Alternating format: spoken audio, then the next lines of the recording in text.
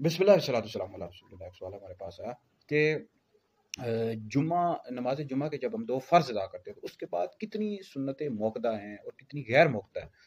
دیکھیں اس حوالے سے نماز جمعہ کے جو دو فرض ہیں ان سے پہلے 4 رکعت یہ سنتیں موقدہ ہیں، ٹھیک ہے جی۔ اس کے بعد 2 جمعہ کے فرض ہوتے ہیں، اس کے بعد 4 رکعت یہ سنتیں موقدہ ہیں، اور اس کے بعد جو 2 سنتیں ادا کی جاتی ہیں یہ سنتیں موقدہ نہیں بلکہ غیر موقدہ ہیں۔ اس حوالے سے امام اعظم ابو حنیفہ رحمۃ اللہ علیہ اور امام محمد رحمۃ اللہ علیہ ان کا یہ قول ہے کہ یہ نماز جمعہ کے 2 فرض ادا کرنے کے بعد صرف 4 ہی رکعت ہیں، 4 رکعت سنت ہیں اور یہ موقدہ ہے، ٹھیک ہے جی۔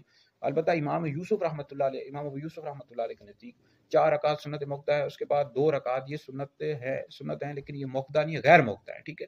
یعنی امام ابو یوسف رحمۃ اللہ علیہ کے نزدیک 6 سنتیں ہیں نماز جمعہ کے بعد، امام اعظم ابو حنیفہ رحمۃ اللہ علیہ کے نزدیک 4 رکعت سنت موقدہ ہے۔ تو اسی پر عمل ہے اور اسی پر فتویٰ ہے کہ نماز جمعہ کے بعد 4 رکعت سنت موقدہ ہے، ٹھیک ہے۔ البتہ بہتر افضل یہ ہے کہ آپ 6 رکعت سنت ادا کریں۔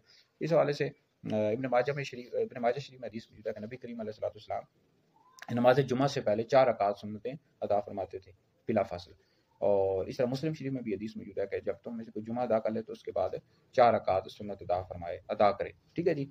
اور 2 رکعت کا بھی ملتا ہے، لیکن وہ جو 2 رکعت ہیں نبی کریم علیہ السلام 2 رکعت ادا کرتے تھے نماز جمعہ کے بعد، لیکن وہ 2 رکعت غیر موقدہ ہیں، ٹھیک ہے جی۔ تو اس پر سب کا اتفاق ہے، سارے اکابر علماء کا اس پر اتفاق ہے کہ نماز جمعہ کے بعد 4 رکعت یہ سنت موقدہ ہے، ان کا ادا کرنا ضروری ہے، اور 2 رکعت جو ہے غیر موقدہ ہے، ٹھیک ہے جی۔